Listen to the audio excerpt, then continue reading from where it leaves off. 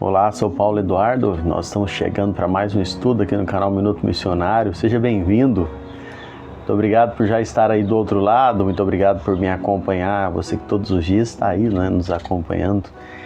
Que alegria ter você, é um prazer enorme saber que você está sempre aí do outro lado, nos acompanhando. Louva a Deus pela sua vida, louva a Deus pela sua companhia diária aí. Nós estamos estudando juntos a Bíblia diariamente aqui, estamos estudando Atos dos Apóstolos há mais de 220 dias e versículo por versículo, sem muita pressa, olhando bem o que a Bíblia diz, tirando lições para as nossas vidas sempre que possível, para entendermos de fato o que as Escrituras nos dizem. Eu fico feliz de você estar aí acessando todos os dias, muito obrigado. Meu objetivo aqui é ser bênção para a sua vida, é poder te ajudar no seu estudo bíblico, por isso eu compartilho com você o meu devocional diário. E eu quero agora convidar você a me acompanhar em mais um estudo. Vamos juntos! Nós estamos começando o capítulo 15 de Atos dos Apóstolos, hoje ainda no versículo 1, onde nos diz assim, Atos 15:1, de alguns dos indivíduos que desceram da Judéia, ensinavam os irmãos: se não vos circuncidardes, segundo o costume de Moisés, não podeis ser salvos. Nós estamos falando aqui quando a igreja vinha de um crescimento do evangelho entre os gentios.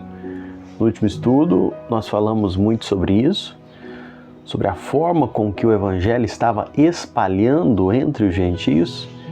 Mencionei a fala de John Stott sobre isso, que antes o evangelho estava em gotas entre os gentios, agora estava se tornando uma verdadeira enchente. O último grande movimento do crescimento do evangelho entre os gentios aconteceu na primeira viagem missionária de Paulo, onde ele pregava para judeus e gentios. Nós estudamos aqui, inclusive. E nesse interim da igreja crescendo, surge um problema, uma circunstância, que havia necessidade de uma tomada de decisão, de postura. Alguns judeus levantaram-se e começaram a questionar que se não fosse guardado o costume da lei de Moisés, o costume da circuncisão, não havia possibilidade de salvação. Ou seja, eles queriam que, para ser aceito como parte da igreja, o homem precisasse passar pela circuncisão, ou seja, ele teria que ser admitido à igreja através dos costumes, da prática da obra da lei dos judeus. Então, se isso prossegue dessa forma, o cristianismo seria apenas mais um braço da seita judaica. E eles precisavam tomar uma decisão. Então, Atos 15, por isso eu disse no último estudo que Atos 15 é essencial para o cristianismo. Atos 15 é um divisor de água entre a história da igreja. O avanço missionário, ele encontrou lutas externas. Você vai ver Paulo e Barnabé sendo perseguidos durante as suas viagens. Então, o avanço missionário enfrentou essas lutas externas. Paulo, em alguns lugares, foi deixado como morto. Mas esse mesmo avanço também enfrenta lutas internas, dentro da igreja. Depois que Paulo e Barnabé retornam da primeira viagem missionária, eles relataram à igreja de Antioquia como Deus abriu a porta da fé aos gentios. E uma nova onda de perseguição surge, movida pela inveja, mas isso por parte de alguns membros da seita dos fariseus. O verso 5 nos diz: insurgiram-se, entretanto, alguns da seita dos fariseus que haviam crido, dizendo: é necessário circuncidar-lhes e determinar-lhes que observem a lei de Moisés. Esses embaixadores do judaísmo, eles desceram a Jerusalém sem autorização dos apóstolos ou sem representação da igreja, mas eles foram até Jerusalém e começaram a perturbar. E eles foram de Jerusalém, não é? E começaram a perturbar os irmãos lá em Antioquia. Veja bem, eles saem de Jerusalém, os judeus, sem a ordem dos apóstolos, não estavam representando a igreja. E eles descem até Antioquia, onde Paulo está, um trabalho promissor, e eles chegam lá para perturbar, para perverter o evangelho, afirmando que aqueles gentios precisavam circuncidar-se para serem salvos. William Barclay, ele comenta que se houvesse prevalecido essa atitude, inevitavelmente o cristianismo não teria sido mais do que apenas uma outra seita judaica, como eu disse. Nesse sentido, a presença desses judaizantes na congregação de Antioquia não tem por finalidade expandir a igreja, não tem por finalidade animar os crentes. Esses judeus, eles não vão ali para fortalecer aqueles crentes de Antioquia, nada disso. Eles estavam ali para colocar sobre os ombros dos irmãos de Antioquia um peso maior sobre eles, aumentando a rigidez, dizendo que eles não podem ser salvos do jeito que estavam achando que seriam salvos, que eles precisavam praticar os rituais da lei de Moisés, que era necessário as obras da lei para a salvação.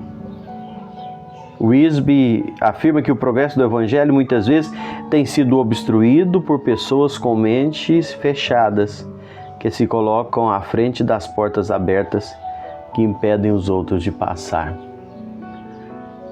Essa frase de Wisby é muito forte. Eu estudando esses comentários dele, é muito forte, mas muito real. Eu vou ler novamente. O progresso do evangelho muitas vezes tem sido obstruído por pessoas com a mente fechada que se colocam à frente das portas abertas e impedem os outros de passar. O evangelho muitas vezes sofre por causa de pessoas com a mente fechada. Querem colocar demandas, querem colocar pesos que Cristo não colocou, que a palavra de Deus não coloca. Mas muitos, pela tradição, pelos costumes, querem colocar sobre os ombros dos demais essas responsabilidades, esses pesos.